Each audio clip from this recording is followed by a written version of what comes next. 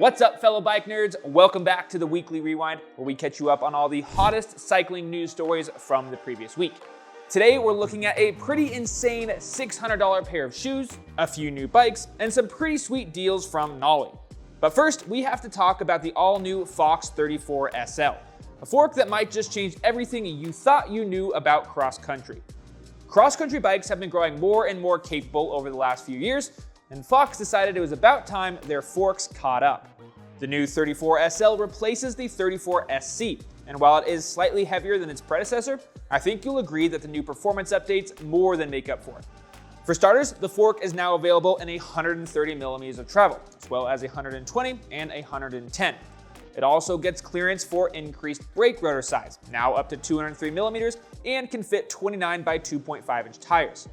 There's also a lot of really cool looking, but also very practical machining on the arch in the crown. That's not only lighter, but also somehow 17% stiffer as well. All of this adds up to a claimed weight of 1,475 grams. But what's going on inside the fork is just as interesting, if not more, than what you see from the outside. For starters, they've increased bushing overlap by 20%, keeping the fork stiffer and helping reduce friction against the stanchions. They also increased the size of the air chamber, making for a plusher fork. Speaking of the air chamber, home mechanics will be glad to hear that Fox has finally done away with that annoying super low profile hex bolt thing that you had to unscrew to get in there and access your volume spacers, and now use a standard cassette lock ring interface. Lastly, Fox has also released a new dual function remote they're calling the Twin Stick, which can be set up to actuate a combination of fork and shock lockouts and a dropper post. We've got a link to learn more or buy one for yourself in the description. Let's stick with cross country for just a sec longer and talk about the freshly updated Canyon Exceed. As the new Fox 34 SL demonstrates, cross country race bikes are coming with more and more travel to keep up with the rigorous demands of elite XCO racing. And while Canyon could have done the same with their XC hardtail, the Exceed, they've instead pivoted away from the race world altogether and instead are shifting their focus to endurance and adventure riding. You can think of the new Exceed as kind of a happy medium between a cross-country race bike and a gravel bike. The carbon frame is fitted to a 100mm fork, which puts the head tube angle at 67 degrees, 2 degrees slacker than its predecessor. Canyon has also increased the reach on all sizes and detuned the rear of the bike to add a bit more compliance, all of which should make for increased comfort on long rides. Speaking of long rides, there's also quite a bit more storage options on the new frame, including an additional bottle mount on the bottom of the down tube, in-frame storage, and Canyon even created a flush fit frame bag designed specifically for the new Exceed. The bike will be available in 5 different build tiers and is expected to be ready to buy from Canyon's website by the end of the month. Another new bike that came out last week is this beautiful Blackheart Gravel Tie. I've been a big fan of the understated but still plenty eye-catching aesthetics of Blackheart's bikes for a while, and this raw titanium frame is no exception. But don't let its somewhat retro looks fool you. It's still plenty modern. It gets fully internal stealth cable routing, UDH compatibility, and a T47 bottom bracket. It also comes with a 31.6mm seat post, which isn't super common on gravel bikes, but I'm a big fan of that. I'm one of those weirdos who likes to run longer travel dropper posts on gravel bikes, and that standard makes that possible.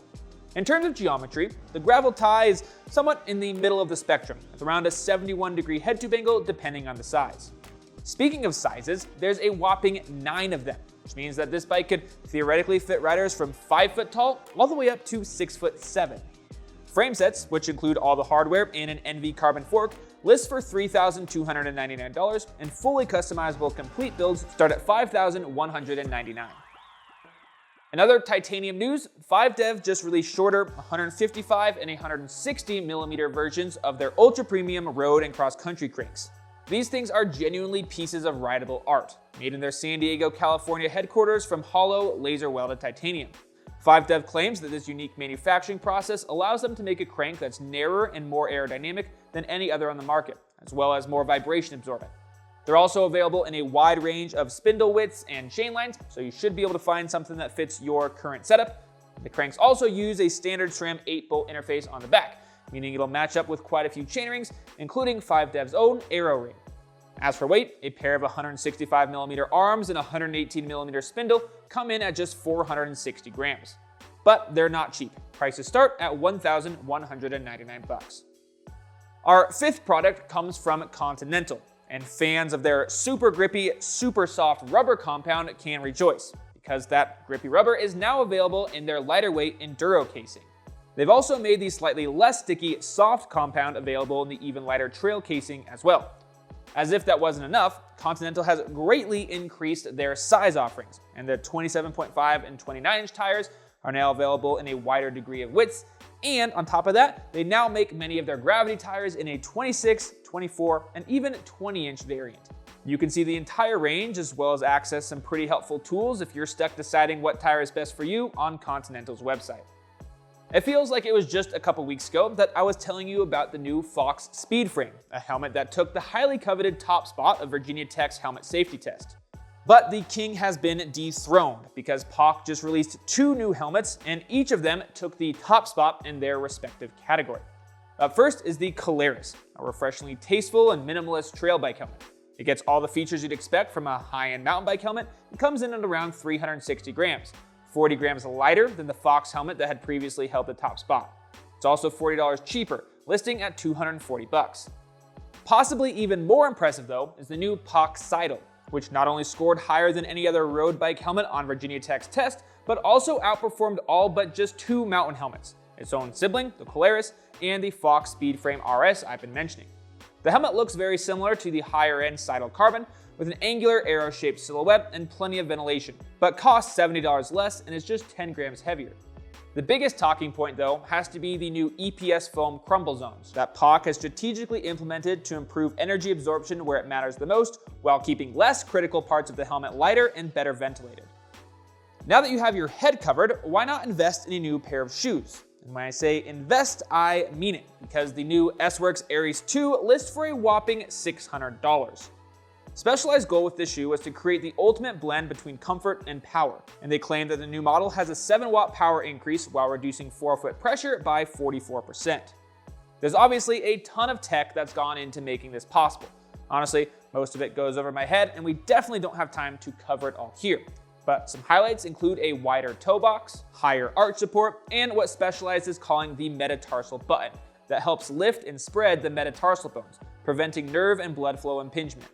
The shoe itself is also a bit bulkier than the model replaces, trading a sock-like fit for something with a bit more support. All I can say is that for a shoe costing $600, it better be pretty dang good. But hey, if you're making cycling shoes for the best riders on the planet, then why not go all in? I've got one last piece of cycling apparel that came out last week that I feel like is worth mentioning, and thankfully, it costs significantly less than the previous 2.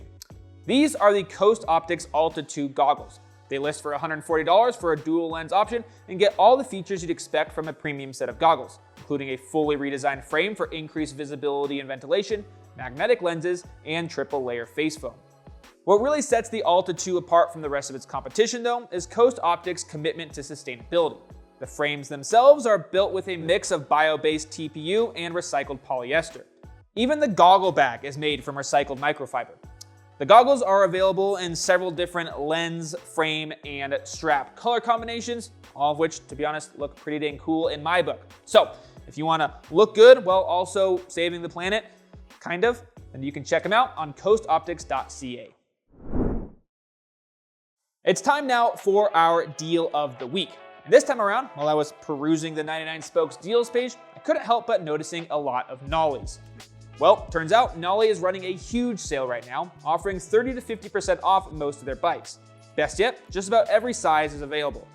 Personally, I'm most tempted by the Knolly Fugitive 140 Dior, and with its 30% off discount, you can now get it for just under $3,300. For that, you get Fox Performance Elite suspension, some DT Swiss M1900 wheels, and of course, a Shimano Dior group set. I'll leave a link to that bike in the description, as well as leave you with a reminder to check out 99spokes.com/deals for a roundup of all the best deals on complete bikes, like this Scott Speedster for just $728, or this GT Force Carbon Pro that's currently 55% off. Let's finish off this week's episode of the Weekly Rewind like we always do, with me telling you something that got me stoked that I hope will do the same for you. Now, I realize I'm a tad bit late telling you about this, but Swamp Fest did go on, I guess now 1 weekend ago, maybe a little more than that when you watch this, and if you haven't caught any highlights of it, I highly suggest you doing so. I'll put a link to this Our BMX highlight video you're watching right now up on the screen if you want to watch it next. In case you're unfamiliar, Swamp Fest is hosted every year by professional BMX rider Trey Jones, a guy who's always done a great job of putting the weird back into BMX. Swamp Fest is, at least in my eyes, everything that's missing from mountain biking these days. It's all about just having fun while pushing yourself to do dumb stuff on your bike. If you need just a little bit of a reminder of how much fun riding a bike can be when you strip away the race results and the consumerism, and yes, I realize the irony of that statement in a video all about new products, then you should definitely go catch up on some Swamp Fest highlights. Thanks as always for tuning in to the Weekly Rewind. We'll be here next week. Until then, remember that bikes are for everyone. Have fun out there.